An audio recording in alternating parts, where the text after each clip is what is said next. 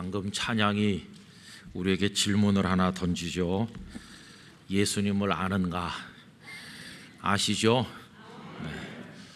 우리 예수님이십니다. 부활의 달 4월 달을 보내고 하나님의 은혜로 5월을 맞이했습니다. 새로운 달 주신다고 뭐 요구하신 게 아무것도 없으세요. 공짜입니다. 공짜. 이 생명의 시간이 얼마나 귀한 것입니까?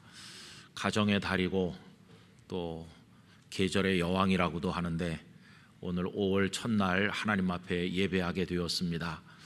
우리 영락교회 성도들 어디서 예배하시든지 또 곳곳에서 이 영상을 함께 나누시는 모든 분들에게 하나님의 은총이 함께 하시기를 바라고, 예수님 다시 오시리라 이렇게 이 찬양이 마지막에 끝나는데 주님을 기다리는 마음으로 하루하루를 믿음으로 기쁨으로 살아가시게 되기를 바랍니다.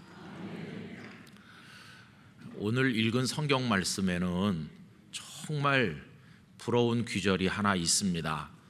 그게 뭐냐 하면요, 하나님이 나를 웃게 하신다 하는 겁니다. 오늘 말씀 6절 우리 같이 읽어보겠습니다. 사라가 이르되 하나님이 나를 웃게 하시니 듣는 자가 다 나와 함께 웃으리로다. 아멘. 우리는 평소에 내가 하나님을 기쁘시게 해서 하나님께서 웃으시도록 해야 된다 이렇게 부담을 많이 느끼고 살지 않습니까? 그런데 우리가 하나님을 기쁘시게 해드리기 전에 하나님께서 먼저 우리에게 은혜를 주셔서 우리를 기쁘게 하신다는 걸 잊으면 안 됩니다. 우리가 하나님을 웃으실 수 있도록 만들어 드리기 전에 하나님께서 먼저 복을 주셔서 우리를 웃게 하시는 겁니다. 참 이 귀절이 좋아요. 하나님이 나를 웃게 하신다. 영락교회 성도 여러분, 언제나 하나님으로 인해서 웃을 일이 여러분들에게 풍성하시기를 간절히 바랍니다. 그런데 하나님께서 이 아브라함과 사라 부부를 어떻게 해서 웃게 하셨습니까? 그것은 오래 기다리던 아들을 낳게 하심으로 웃게 하신 겁니다. 잘 아시는 것처럼 아브라함 또 사라 나이가 너무 많죠. 도저히 생명을 낳는다는 건 불가능하죠. 그런데 하나님의 능력으로 아브라함이 무려 100살이고 사라가 10살 적은데요, 그 고령의 기적 같은 생명을 낳게 하셨어요. 그래서 사람들이 깜짝 놀랄 일이 일어난 것이죠. 오늘 말씀 7절에 보시면 이렇습니다. 또 이르되 사라가 자식들을 젖먹이겠다고 누가 아브라함에게 말하였으리요마는 아브라함의 노경에 내가 아들을 낳았도다 하니라. 그래서 그 아기의 이름을 이삭이라고 지었는데, 이삭이란 이름의 뜻은 웃음, 웃는다 그런 뜻이죠. 하나님께서 주체할 수 없는 기쁨을 이 부부에게 주셔서 그냥 막 웃음이 나오는 거예요. 참을 수 없는 정말 솟아나는 웃음. 이 얼마나 보기 좋은 장면입니까? 하나님께서 아브라함 가정에 많은 짐승떼도 주시고 이런저런 복을 주셨지만 이 부부가 이렇게 웃는다는 얘기는 여기뿐이거든요. 그러니까 다른 그 모든 걸 다 합쳐도 이삭이 태어난 기쁨에는 비교할 수 없다는 것을 알게 됩니다. 생명의 탄생, 이거보다 축복된 일은 없는 것이죠. 여러분, 이 세상에서 가장 엄청난 신비는 생명이라고 생각이 됩니다. 그 갓난아기 가만히 보세요. 얼마나 신기합니까? 그 손과 발을 만져보면 막 야들야들한데 너무너무 신기해요. 그리고 이렇게 들여다보고 있으면 뭘 아는지 배시시 웃기도 해서 들여다보는 할아버지 할머니를 녹이고 엄마 아빠를 흥분시키고 그럽니다. 그 눈을 또 이렇게 마주 떠서 쳐다보면서, 그래서 세상의 모든 엄마 아빠는 우리 애가 천재인가 다 그렇게 한때는 생각을 하죠. 그리고 먹는 거는 엄마 젖밖에 없는데, 그런데 이상하게 새카만 머리칼이 나기도 하고 막 키도 크고 신기하잖아요. 먹는 거라고는 그것뿐인데, 그러다가 이제 좀 몇 달 지나면 두 발을 막 하늘로 들고, 그냥 누워있기도 힘든데 발을 하늘로 들고 막 버둥대다가 어느 날 갑자기 딱 뒤집는 거예요. 물론 처음에 팔을 못 빼가지고 자기 몸으로 팔을 깔고 애를 먹지만, 좀 지나면 팔을 쑥 빼고는 막 앞으로 이제 배밀이 해갖고 나가는데 참 신기해요. 여러분, 누가 그 아이를 교습소에 불러서 야, 지금은 뒤집을 때다, 이런 걸 가르쳐 줬나요? 신기하기가 이를 데가 없잖아요. 아니, 목사님 그런 걸 어떻게 이렇게 잘합니까? 요새 우리 큰딸이 낳은 생후 5개월 된 아기가 우리 집에 있거든요. 그 요새 관찰을 많이 했어요. 진짜 생명은 신기한 겁니다. 뭐라고 비교할 수 없을 만큼 신비로운 것이 생명이라는 걸 알 수 있어요. 근데 이걸 뭐 우연히 생겼다고 그런 사람들이 있잖아요. 여러분, 하나님께서 그 생명 속에 다 입력해 놓은 겁니다.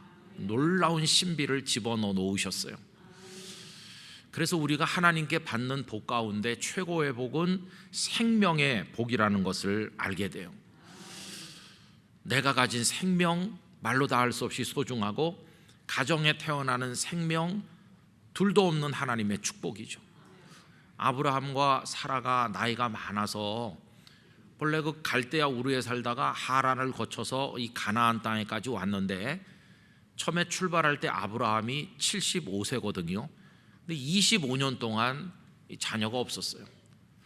물론 조카 롯을 데리고 왔는데 롯이 두 딸을 낳았다는 기록이 있으니까, 조카가 아기를 낳았을 때 아브라함이 그 품에다 안고 기뻐했겠죠. 그러나 이건 조카의 딸이지 아브라함의 자녀는 아니지 않습니까? 그렇게 살다가 나중에 사라가 제안을 하죠. 이러지 말고 내 몸종을 당신 후처로 얻어가지고 우리 아기를 낳자. 그래서 하갈을 통해서 이스마엘을 낳긴 했지만, 글쎄 아브라함은 좀 기뻤겠죠. 그러나 사라는 오히려 그 기쁨 뒤에는 아픔이 더 컸겠죠. 이래서 그 가정의 어려움이 해결되지 않았었는데, 나중에 사라의 몸을 통해서 하나님께서 기적 같은 이삭이 태어나게 하시니까 얼마나 기뻤는지요. 아까도 말씀드린 것처럼 그동안에 그 가정에 주신 모든 복을 다 합쳐도 이삭 하나만 못하다는 걸 알 수 있어요. 이게 생명의 복입니다. 이번 주간에 이 말씀을 계속 읽으면서 이 말씀을 정리하는데 마음에 조금 안타까움이 있었어요. 그게 뭐냐 하면, 우리 영락교회 성도들 가정에 결혼해가지고 여러 해 됐는데 아직도 태문이 열리지 않아서 아기를 간절히 기다리는 가정들이 있다는 걸 제가 알거든요. 그래서 이런 기원이 생겼어요. 하나님 아브라함과 사라에게 이삭을 주신 것처럼, 그래서 이들이 막 기뻐서 웃게 하신 것처럼 영락교회 성도들 가정에 생명의 탄생을 축복으로 주시옵소서, 꼭 주시옵소서. 그런 간절한 기원이 생겼어요.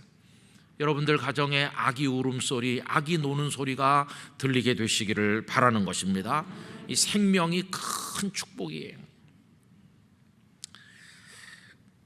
그런데 여러분, 이 생명은 어떻게 해서 어디서 이루어지는 것입니까? 무슨 실험실에서 만들어 오는 것입니까? 아니잖아요. 생명은 오직 하나님께서 주시는 겁니다. 생명의 근원은 우리 아버지 하나님이십니다. 요즘에 여러 가지 과학적 방법으로 그렇게 해서 잉태를 하게 만들기도 하지만, 그러나 생명의 근원은 어디까지 하나님이시라는 걸 잊어서는 안 될 것입니다. 여러분, 신앙생활 한다는 건 뭘까요? 하나님께서 생명의 축제로 우리를 초대하셔서 그 축제 속에 살아가는 거, 이게 신앙생활이라고 말할 수가 있을 것입니다.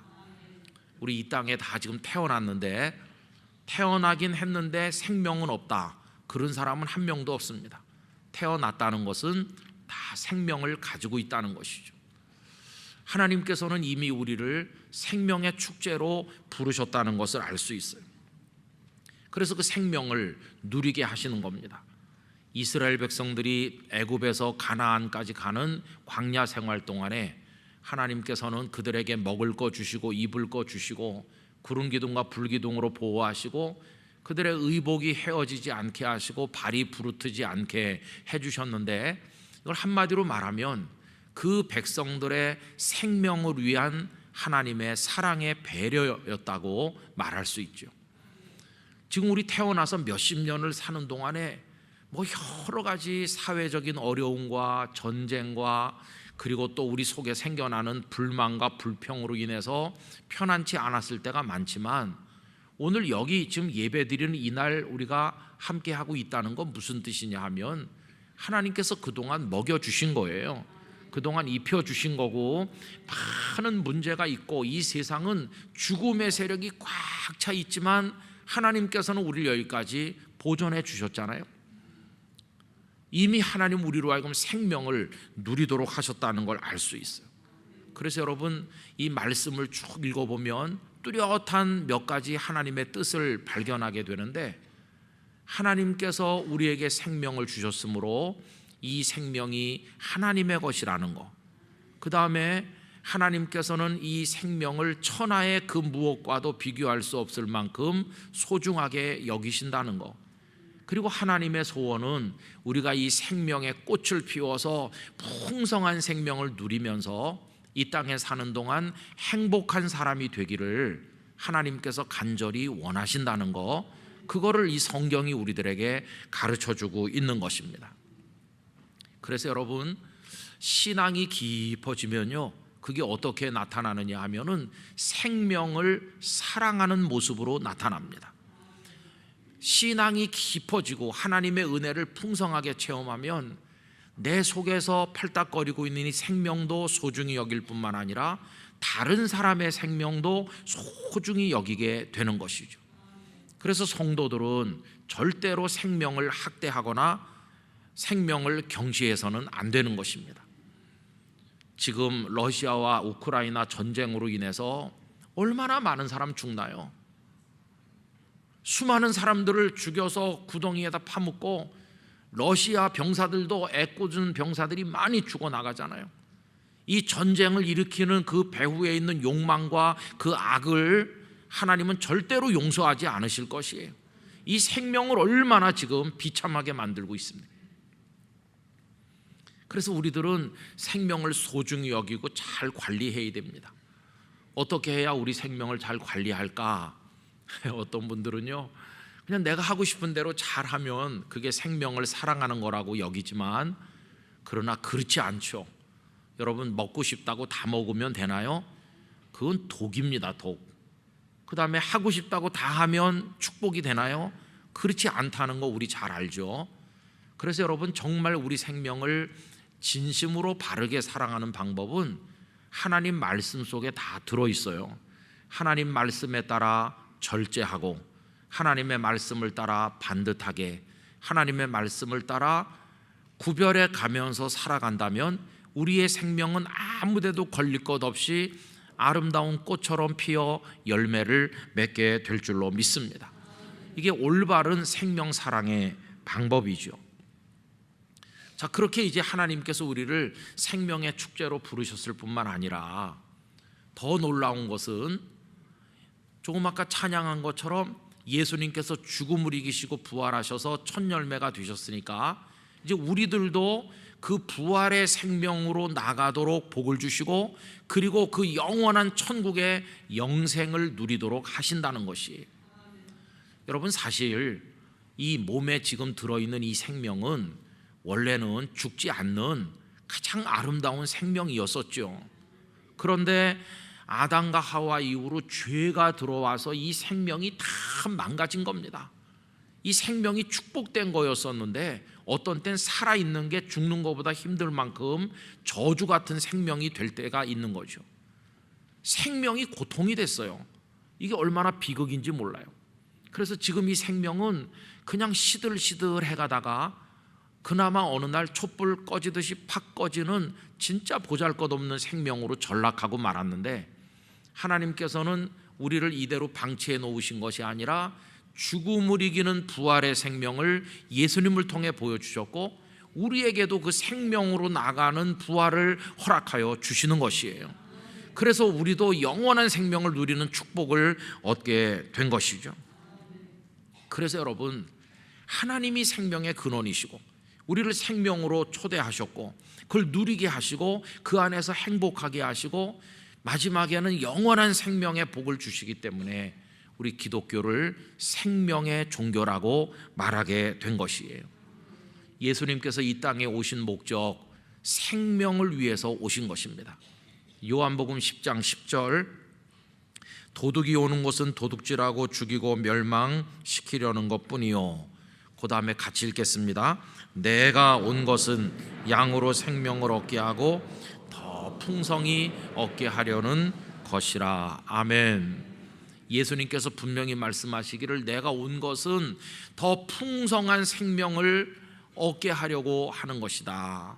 여러분, 이 예배를 함께하는 여러분들 속에 주님으로 인한 풍성한 생명의 축복이 있으시기를 간절히 기원합니다. 뿐만 아니라 그 아래로 계속 읽어보면 요한복음 10장 27절 28절이 이렇습니다. 내 양은 내 음성을 들으며 나는 그들을 알며 그들은 나를 따르느니라. 내가 그들에게 뭘 준다고요? 영생을 주노니 영원히 멸망하지 아니할 것이요 또 그들은 내 손에서 빼앗을 자가 없느니라. 그래서 우리가 살아있다고 하는 거, 이 생명이 내 속에서 지금 약동하고 있다는 걸 우리 만끽하고 누리고 즐거워하고 기뻐해야 되는 것이죠. 여러분, 은혜를 풍성하게 받으면 이 생명의 기쁨이 얼마나 큰지 몰라요. 옛날 중고등학교 시절 또 대학 청년부 그럴 때 이제 교회에서 여름 수련회 늘 가잖아요. 오래오래 기다렸다가 수련회 가면 얼마나 좋은지 몰라요. 첫날 저녁 이제 말씀의 집회가 있습니다. 그러면 강사님이나 뭐 누구 오신 분을 통해 가지고 하여튼 말씀을 들으면 여느 때와 달라요. 그래가지고 막 가슴이 뜨거워지고 은혜를 받는 거죠. 그리고 막 그 젊음을 쏟아서 주님을 부르며 간절히 기도하고, 그리고 무슨 죄를 그렇게 많이 지었는지 막 이렇게 하면서 그날 밤에 친구들하고 기도하고, 그럼 뭔가 달라진 것 같아요. 아, 이제 내가 이 수련회에서 내려가면 다르게 살아야 되겠다. 벌써 마음이 이렇게 붕 떠요. 그 은혜를 받았어요. 그리고 밤에 가서 자는데 잠이 잘 안 오죠. 흥분 상태예요. 그러다가 새벽에 이상하게 한 4시도 전에 깨는 거예요. 그래가지고 평소와 달리 일찍 일어나서 나가면 아직도 껌껌하죠. 근데 아무도 안 깼어요. 그래서 그 수련장에 딸린 운동장에 내려가서 이슬이 와가지고 발이 다 젖는데 여기저기 이렇게 다니면 얼마나 좋은지. 그리고 밤 하늘을, 아직도 깜깜한 하늘을 올려다보고 그러면서 한두 시간 왔다 갔다 하면 이제 해가 떠오르는 거예요. 그러면 여기저기서 부산한 소리가 들리면서 친구들이 눈 비비면서 그때 나오는 거예요. 이제 깨가지고.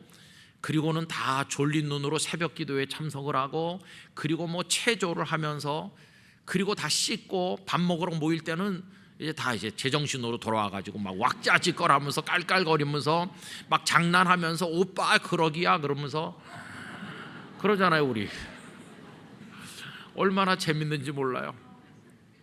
그런 거 가만히 보고 있으면 이게 살아있는 거다. 살아서 다 펄펄 뛰는 거예요. 그렇죠. 우리 학생들, 청년들 우리 다 그랬잖아요.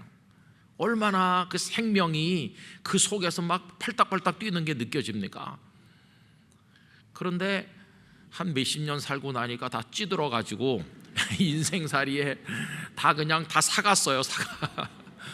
그래가지고 마스크까지 쓰고 있으니까 눈이 퀭하니 들어가가지고 아이고 살기 싫은데 억지로 사는 것 같이 다 힘들고. 여러분, 예수님께서 양으로 생명을 풍성히 얻게 하려 함이라. 여러분들의 생명의 기쁨을 날마다 만끽하시기를 바랍니다. 살아있는 기쁨이 있는 거죠. 살아있는 기쁨이 얼마나 감사해요. 그렇죠? 물론 살다 보면 좋은 일만 있는 건 아니죠. 참 마음 아픈 일도 있죠. 그래도 그것도 살아있으니까 마음 아픈 일이 있는 거죠. 이혜인 시인께서 행복이란 시에서 이렇게 고백을 했어요. 매일은 나의 숲속, 나는 이 숲속에서 때로는 상큼한 산딸기 같은 기쁨의 열매들을 따먹고 때로는 찔레의 가시 같은 아픔과 슬픔도 따먹으면서 스스로 행복해지는 법을 배운다. 여러분, 살다 보면 찔레의 가시처럼 아픔과 슬픔도 왜 없겠어요?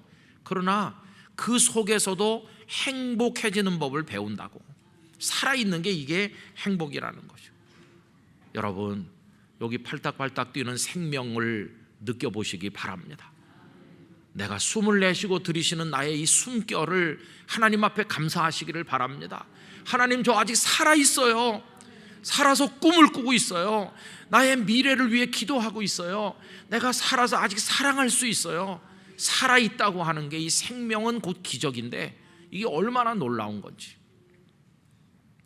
오늘 예배 마치고 저 광장에 나가시면 그냥 힘 다 빠진 절인 배추같이 그렇게 하시면 안 돼요. 하나님을 찬송하시기 바랍니다. 근데 여러분, 이런 생명이 어떻게 우리 속에 주어지고 생명이 탄생하나? 여러분, 모든 생명의 역사는 하나님의 말씀 안에 다 들어 있습니다. 오늘 읽은 말씀 1절과 2절이 너무도 중요한데요, 우리 다 같이 읽어보도록 하겠습니다. 여호와께서 말씀하신 대로 사라를 돌보셨고 여호와께서 말씀하신 대로 사라에게 행하셨으므로 사라가 임신하고 하나님이 말씀하신 시기가 되어 노년의 아브라함에게 아들을 낳으니. 여러분, 여기 말씀이라는 게 3번 나오죠. 여호와께서 말씀하신 대로 사라를 돌보셨고 여호와께서 말씀하신 대로 사라에게 행하셔서 여호와의 말씀하신 그 시기, 그 때가 됐을 때 아기를 낳았다는 거예요. 그죠? 여러분, 우리 사람은요, 말하고 그 행동하고가 다릅니다. 그렇죠? 우리는 말은 번지르르하게 할 때가 많은데 행동은 안 할 때가 많아요. 사람의 말은 믿을 수가 없어요. 이게 분리돼 있죠. 그런데 하나님은 그런 분이 아니세요.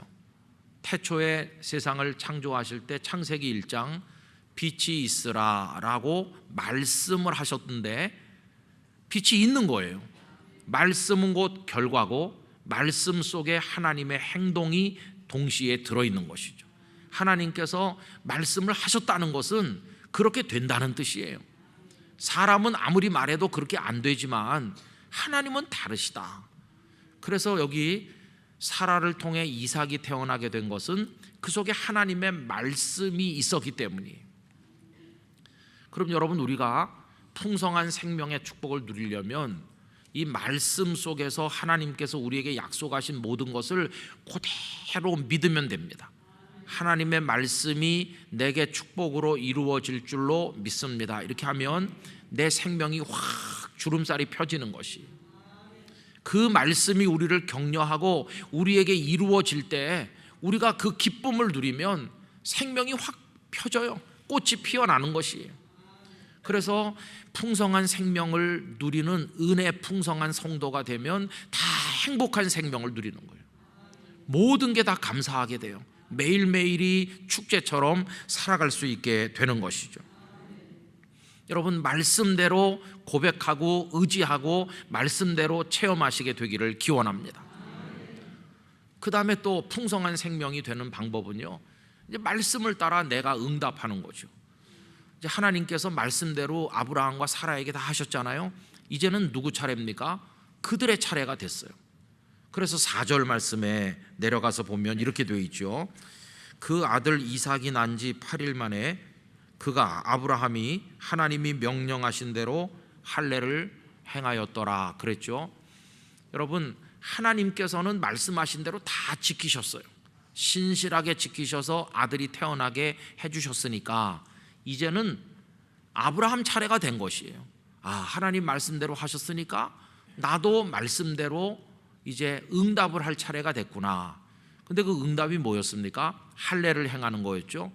근데 하나님께서 아브라함에게 앞으로 너희 가문의 모든 사람, 모든 남자는 다 할례를 받아야 된다 하셨거든요. 하나님의 말씀을 사람이 이렇게 받아들일 때 그게 무엇으로 바뀝니까? 거룩한 명령으로 바뀌는 거예요. 그래서 이 명령을 거절하지 아니하고 감사하게 받아서 아브라함이 할례를 이삭에게 행한 것이죠.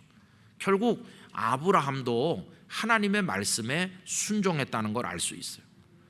하나님께서 말씀으로 아브라함에게 다가와 복을 주셨더니 아브라함도 그 말씀에 순종하여 하나님께 다가가니 아브라함과 하나님이 교제하시는 것이고 축복하시는 거고 축복을 받는 거죠.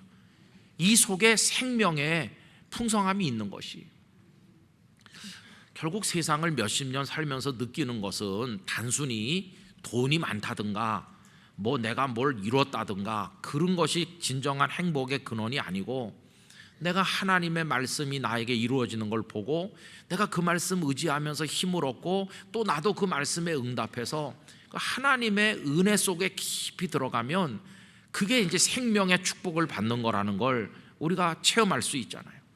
어떤 상황에 있어서든지 우리의 생명이 확 피어나요. 여러분, 그런 축복을 누리게 되시기를 원하는 것입니다.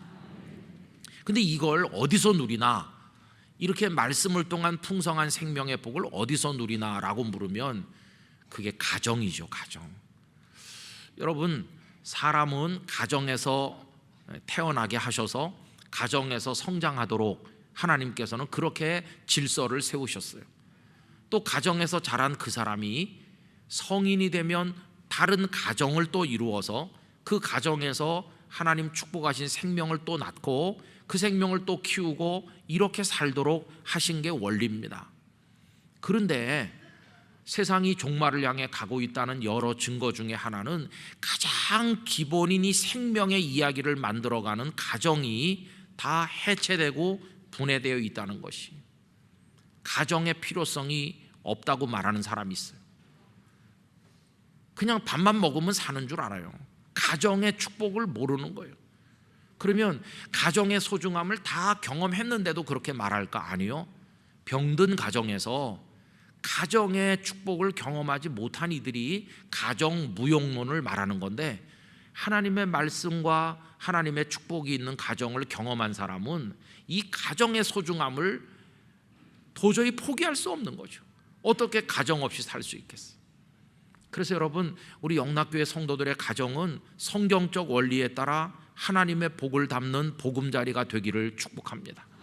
거기서 생명이 태어나고 우리 생명이 다 거기서 약동하고 생명의 기쁨을 아침마다 저녁마다 누리고, 아침에 눈 뜰 때 내게 아직도 생명이 있음에 감사하고, 우리 가족들 속에 생명이 있음에 감사하고, 이 생명으로 하나님을 위해 살아갈 수 있음에 감사하고, 생명을 위해 필요한 조건을 주심에 대해서 감사하고, 다른 사람의 생명을 축복하고 그 생명을 돕고, 하나님 우리 가정에 태어나게 하는 생명이 있으면 기도로 말씀으로 잘 키우고, 이래가지고 생명의 축제를 누리다가 이 육신의 생명이 다하면 부활의 영광을 통해 영원한 생명으로 나가는 것이, 그래서 성도들의 가정이 이 축복을 누릴 수 있어야만 된다는 것이죠.